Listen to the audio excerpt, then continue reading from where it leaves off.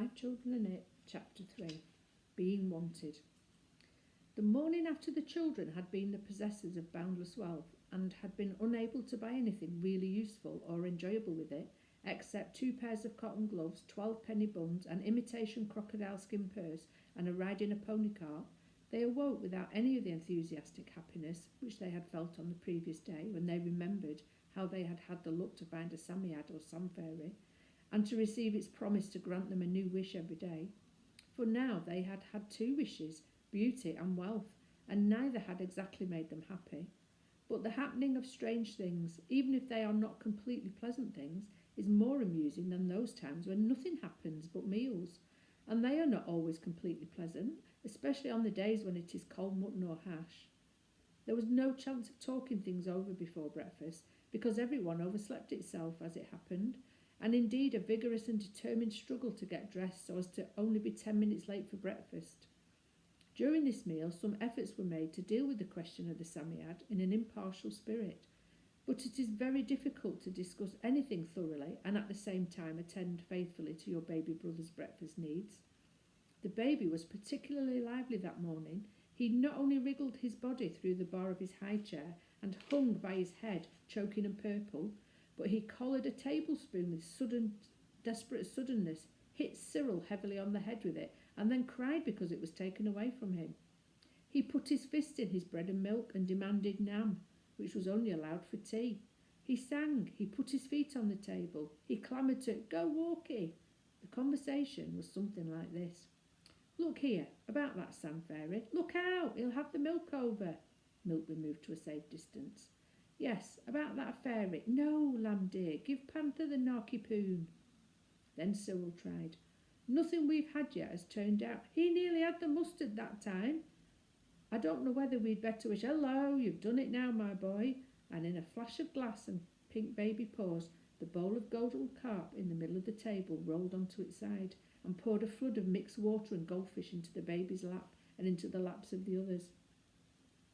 Everyone was almost as much upset as the goldfish, the lamb only remaining calm. When the pool on the floor had been mopped up and the leaping, gasping goldfish had been collected and put back in the water, the baby was taken away to be entirely redressed by Martha, and most of the others had to change completely.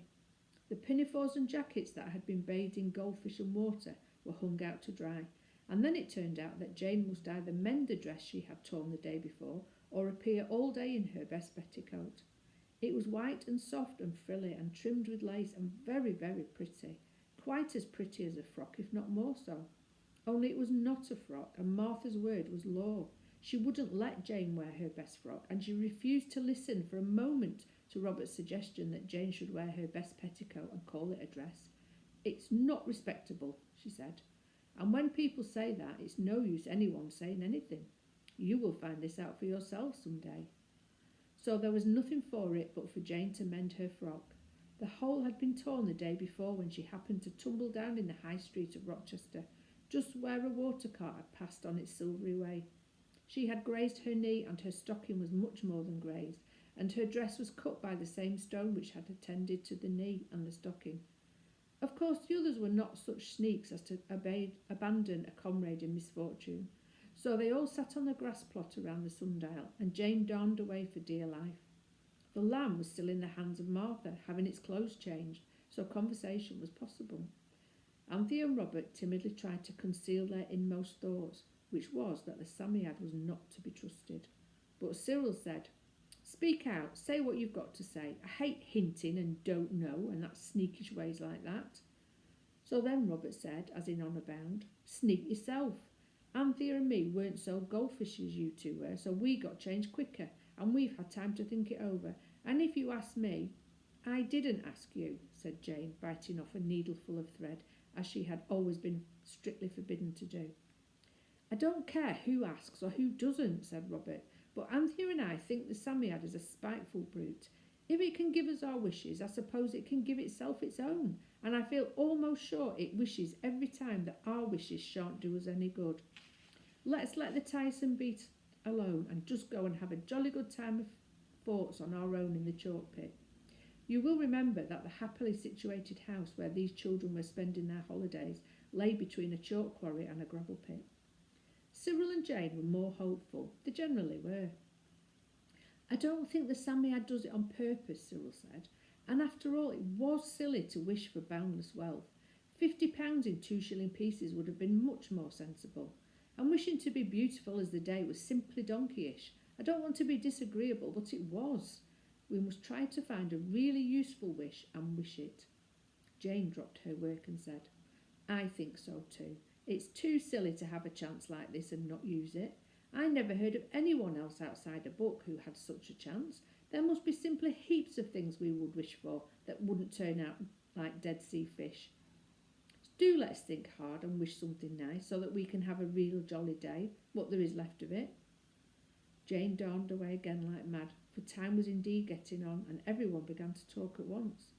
If you had been there, you could not possibly have made head nor tail of the talk, but these children were used to talking by fours as soldiers march, and each of them could say what it had to say quite comfortably, and listen to the agreeable sound of its own voice, and at the same time have 3/4 of 2 sharp ears to spare for listening to what the other said.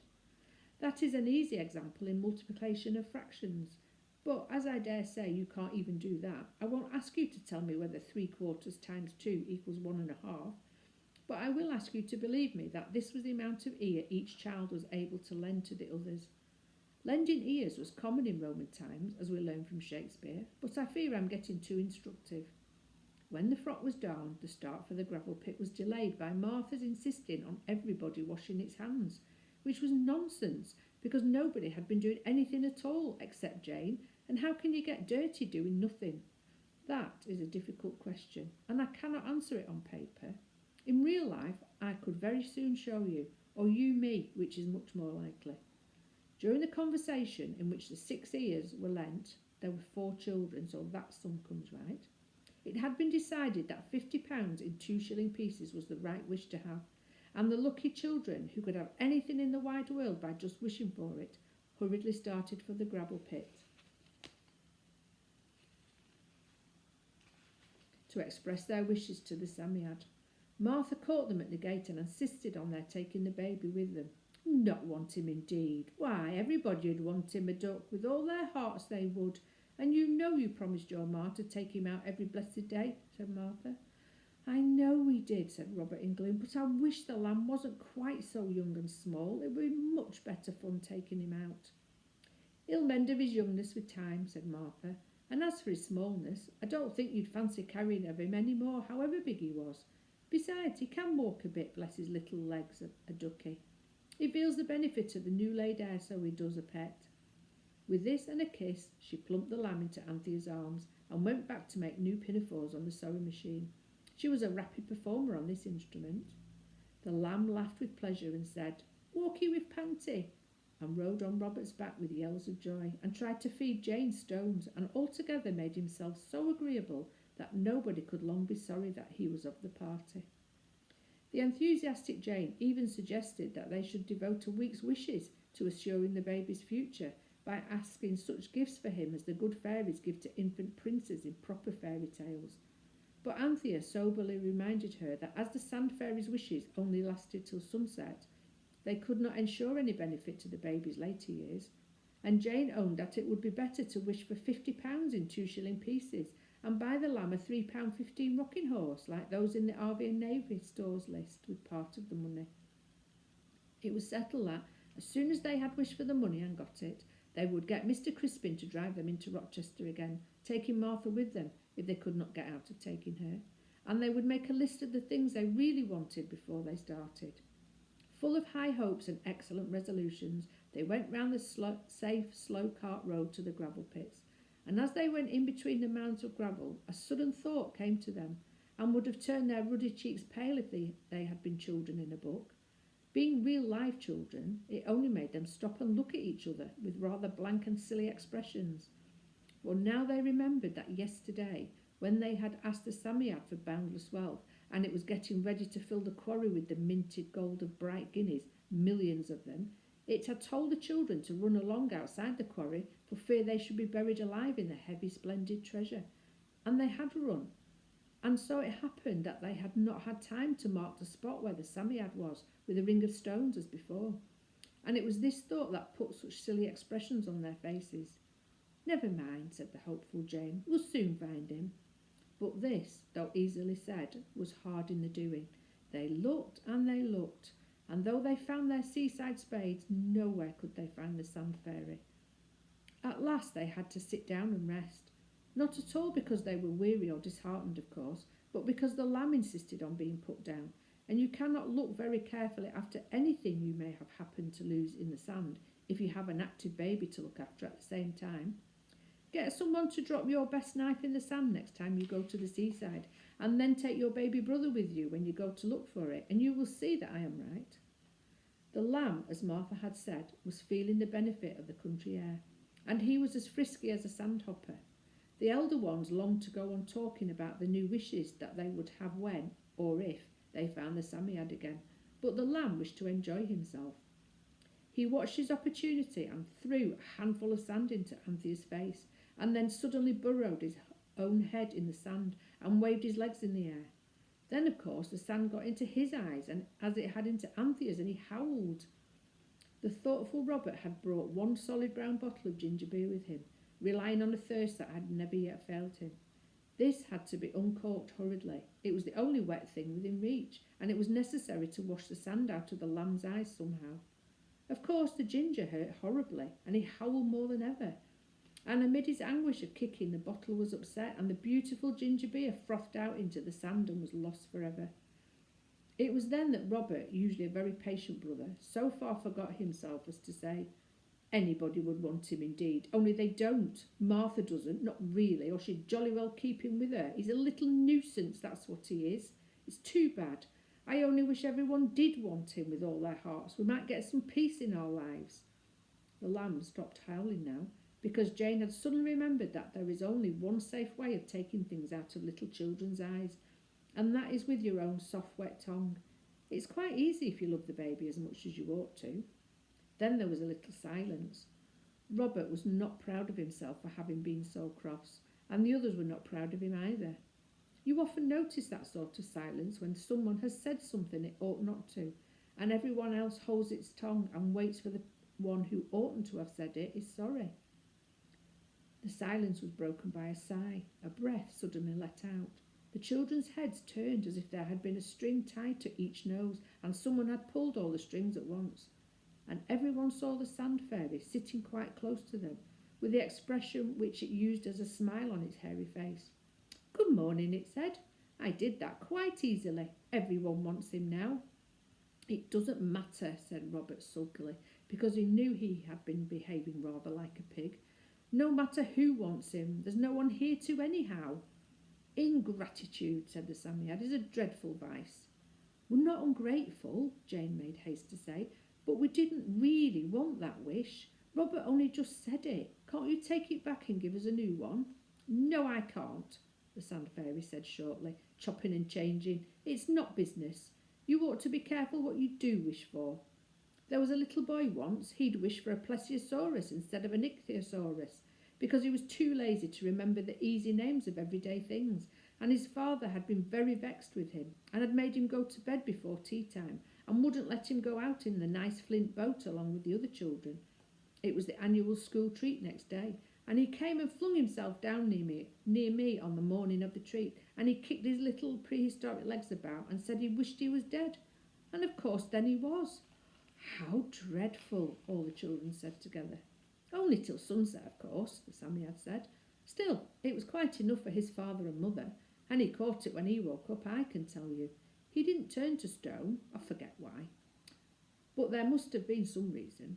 They didn't know being dead is only being asleep, and you're bound to wake up somewhere else or other, either where you go to sleep or in some better place.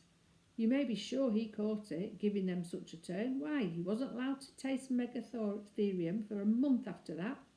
Nothing but oysters and periwinkles and common things like that." All the children were quite crushed by this terrible tale. They looked at the Psammead in horror. Suddenly the lamb perceived that something brown and furry was near him. "Puff, puff, puffy," he said, and made a grab. "It's not a pussy," Anthea was beginning, when the sand fairy leaped back. "Oh, my left whisker," it said. "Don't let him touch me, he's wet." Its fur stood on end with horror. and indeed a good deal of the ginger beer had been spilt on the blue smock of the lamb. The Sammy dug with its hands and feet and vanished in an instant and a whirl of sand. The children marked the spot with a ring of stones. "We may as well get along home," said Robert. "I'll say I'm sorry, but anyway, if it's no good, it's no harm, and we know where the sandy thing is for tomorrow." The others were noble. No one reproached Robert at all. Cyril picked up the lamb, who was now quite himself again, and off they went by the safe cart road. The cart road from the gravel pits joins the road almost directly. At the gate into the road the party stopped to shift the lamb from Cyril's back to Robert's, and as they paused a very smart open carriage came in sight, with a coachman and a groom on the box, and inside the carriage a lady, very grand indeed, with a dress all white lace and red ribbons, and a parasol all red and white, and a white fluffy dog on her lap with a red ribbon round its neck. She looked at the children, and particularly at the baby, and she smiled at him. The children were used to this, for the lamb was, as all the servants said, a very taking child. So they waved their hands politely to the lady and expected her to drive on. But she did not.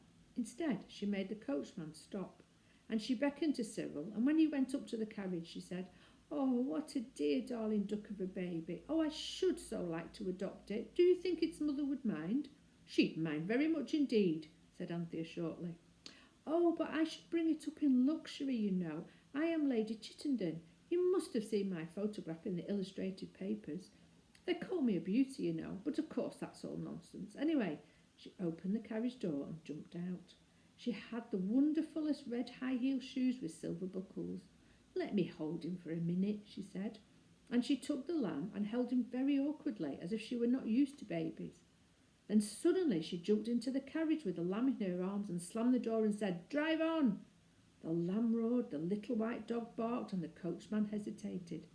"Drive on, I tell you," cried the lady, and the coachman did, for, as he said afterwards, it was as much as his place was worth not to. The 4 children looked at each other, and then with one accord they rushed after the carriage and held on behind.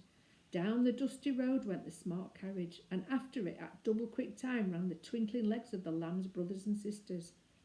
The lamb howled louder and louder, but presently his howls changed by slow degrees to hiccupy gurgles, and then all was still, and they knew that he had gone to sleep. The carriage went on, and the 8 feet that twinkled through the dust were growing quite stiff and tired before the carriage stopped at the lodge of a grand park. The children crouched down behind the carriage, and the lady got out. She looked at the baby as it lay on the carriage seat and hesitated. "Oh, the darling, I won't disturb it," she said, and went into the lodge to talk to the woman there about a setting of Buff Orpington eggs that had not turned out well. The coachman and footman sprang from the box and bent over the sleeping lamb. "Fine boy, wish he was mine," said the coachman.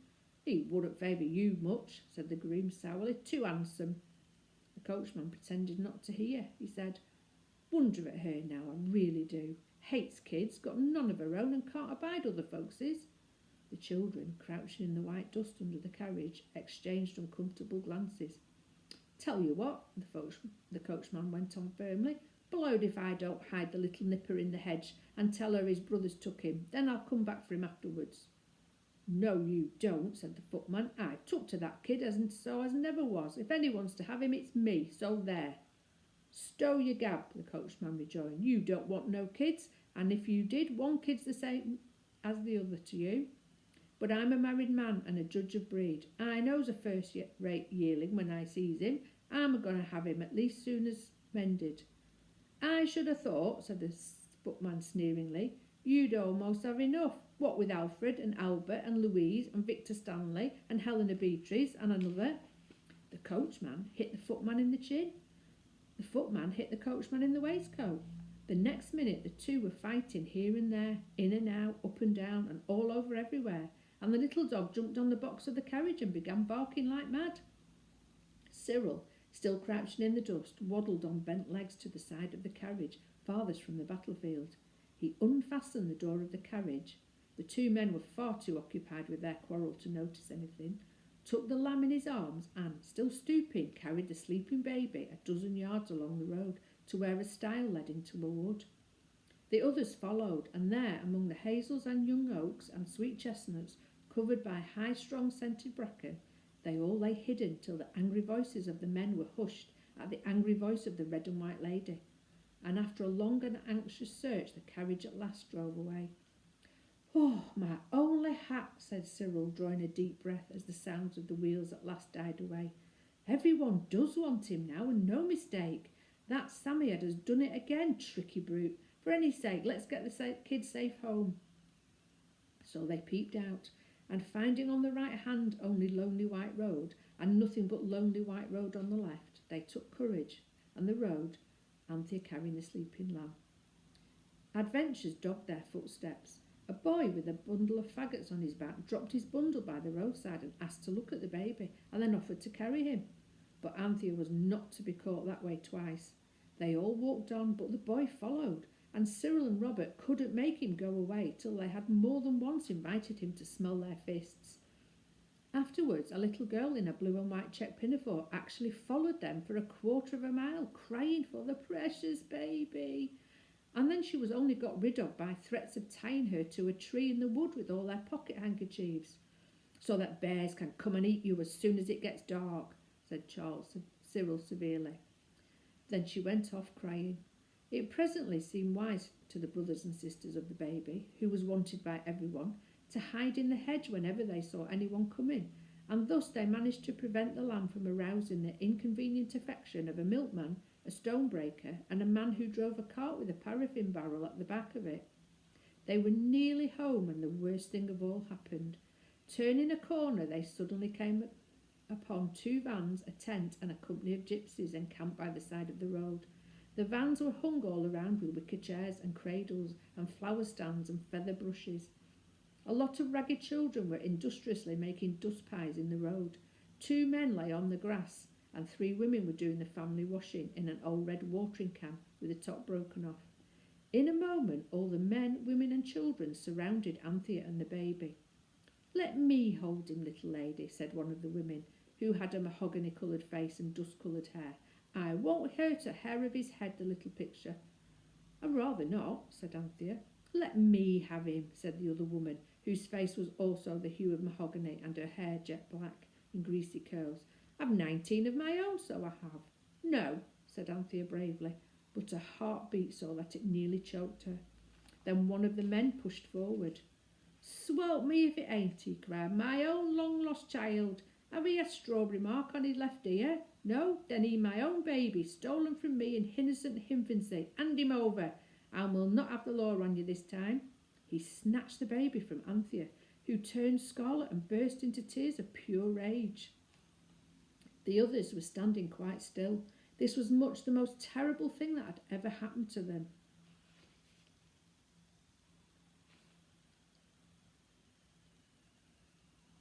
Even being taken up by the police in Rochester was nothing to this. Cyril was quite white, and his hands trembled a little, but he made a sign to the others to shut up. He was silent a minute, thinking hard. Then he said, "We don't want to keep him if he's yours, but you see, he's used to us. You shall have him if you want him." "No, no," cried Anthea, and Cyril glared at her. "Of course we want him," said the women, trying to get the baby out of the man's arms. Then Lamb howled loudly. "Oh, he's hurt!" shrieked Anthea, and Cyril in a savage undertone bade her stow it. "You trust me," he whispered. "Look here," he went on. "He's awfully tiresome with people he doesn't know very well. Suppose we stay here a bit till he gets used to you, and then when it's bedtime, I give you my word of honour we'll go away and let you keep him if you want to. And then when we're gone, you can decide which of you is to have him, as you all want him so much." "That's fair enough," said the man, who was holding the baby, trying to loosen the red handkerchief which the lamb had caught hold of and drawn round his mahogany throat so tight that he could hardly breathe. They whispered together, and Cyril took the chance to whisper too. He said, "Sunset, we'll get away then." And his brothers and sisters were filled with wonder and admiration at his having been so clever as to remember this. "Oh, do let him come to us," said Jane. "See, we'll sit down here and take care of him for you till he gets used to you." "What about dinner?" said Robert suddenly. The others looked at him with scorn. "Fancy bothering about your beastly dinner when when baby," Jane whispered loudly. Robert carefully winked at her and went on. You won't mind my just running home to get our dinner, he said to the man, if I can bring it out here in a basket? His brother and sisters felt themselves very noble and despised him. They did not know his thoughtful secret intention, but the men did in a minute. Oh, yes, they said, and then fetched the police with a pack of lies about it being your baby instead of ours. They said, if you're hungry, you can pick a bit along of us, said the light-haired woman, not unkindly. Here, Levy, that blessed kidd'll howl all his buttons off. Give him to the little lady, and let's see if they can't get him used to us a bit. So the lamb was handed back, but the people crowded so closely that he could not possibly stop howling. Then the man with the red handkerchief said, Here, Pharaoh, make up the fire, and you girls see to the pot. Give the kid a chance. So the people, very much against their will, went off to their work, and the children and the lamb were left sitting on the grass. He'll be all right at sunset, Jane whispered. But oh, it is awful. Suppose they are frightfully angry when they come to their senses. They might beat us or leave us tied to trees or something. No, they won't, Anthea said. Oh, my lamb, don't cry any more. It's all right. Panty got her ducky. They aren't unkind people, or they wouldn't be giving us any dinner. Dinner, said Robert. I won't touch their nasty dinner. It would choke me. The others thought so too then, but when the dinner was ready, it turned out to be supper, and had happened between 4 and 5. They were all glad enough to take what they could get. It was boiled rabbit with onions and some bird rather like a chicken. The lamb had bread soaked in hot water and brown sugar sprinkled on top. He liked this very much, and consented to let the 2 women feed him with it as he sat on Anthea's lap. All that long hot afternoon, Robert and Cyril and Anthea and Jane had to keep the lamb amused and happy while the people looked eagerly on. By the time the shadows grew long and black across the meadows, he had really taken to the woman with the light hair, and even consented to kiss his hand to the children, and to stand up and bow with his hand on his chest like a gentleman to the 2 men. The whole camp was in raptures with him, and his brothers and sisters could not help taking some pleasure in showing off his accomplishments to an audience so interested and enthusiastic, but they longed for sunset. We're getting into the habit of longing for sunset, Cyril whispered. How I do wish we could wish something really sensible that would be of some use, so that we would be quite sorry when sunset came. The shadows got longer and longer, and at last there were no separate shadows anymore, but one soft glowing shadow over everything, for the sun was out of sight behind the hill, but he had not really set yet.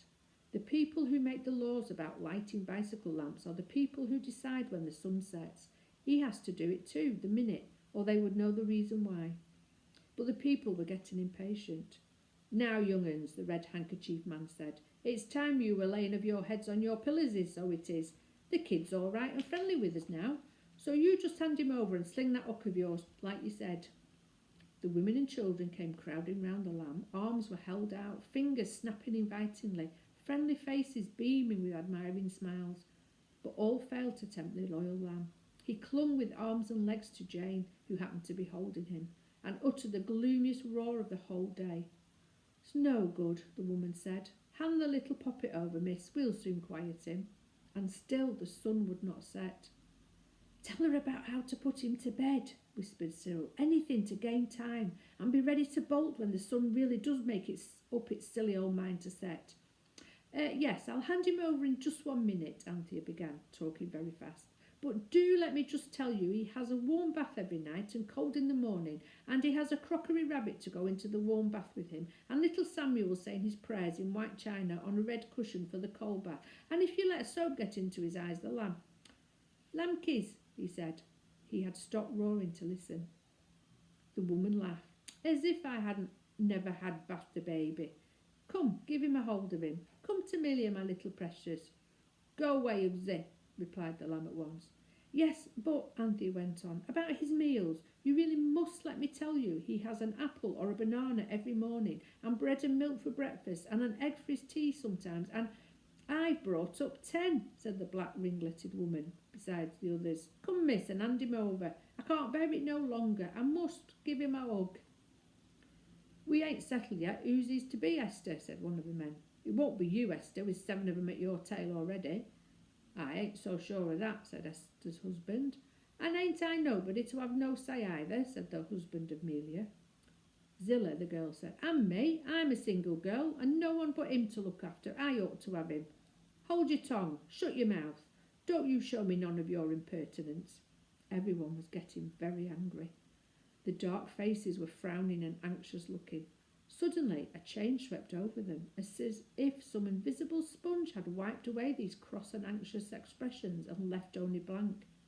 The children saw that the sun really had set, but they were afraid to move, and the people were feeling so muddled because of the invisible sponge that had washed all the feelings of the last few hours out of their hearts that they could not say a word.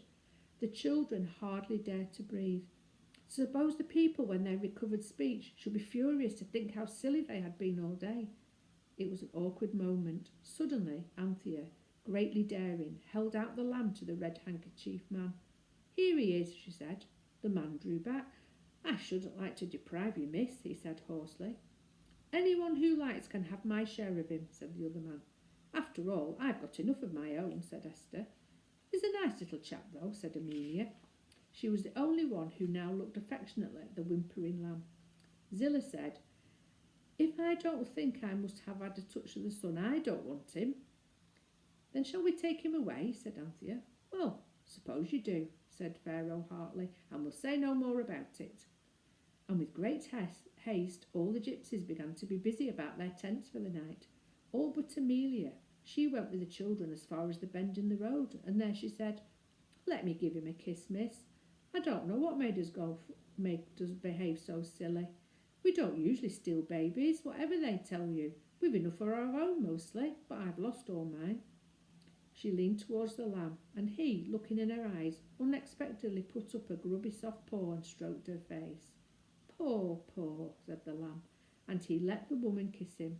And what is more, he kissed her brown cheek in return. A very nice kiss, as all his kisses are, and not a wet one like some babies give. The woman moved her finger about on his forehead, as if she had been writing something there, and the same with his chest and his hands and his feet. Then she said, may he be brave and have the strong head to think with, and the strong heart to love with, and the strong hands to work with, and the strong feet to travel with, and always come safe home to his own. Then she said something in a strange language no one could understand, and suddenly added, well, I must be saying so long, and glad to have made your acquaintance. And she turned and went back to her home, the tent by the grassy roadside. The children looked after her till she was out of sight.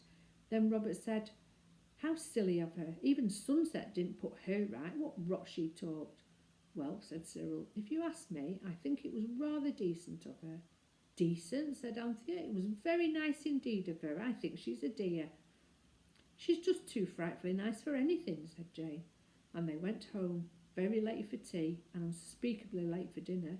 Martha scolded, of course, but the lamb was safe. I say, it turned out we wanted the lamb as much as anyone, said Robert later. Of course. But do you feel different about it now the sun's set? No, said the others all together. Then it's lasted over sunset with us. No, it hasn't, Cyril explained. The wish didn't do anything to us. We always wanted him with all our hearts, when we were our proper selves, only we were pigs this morning, especially you, Robert. Robert bore this much with a strange calm. I certainly thought I didn't want him this morning, said he. Perhaps I was a pig, but everything looked so different when we thought we were going to lose him.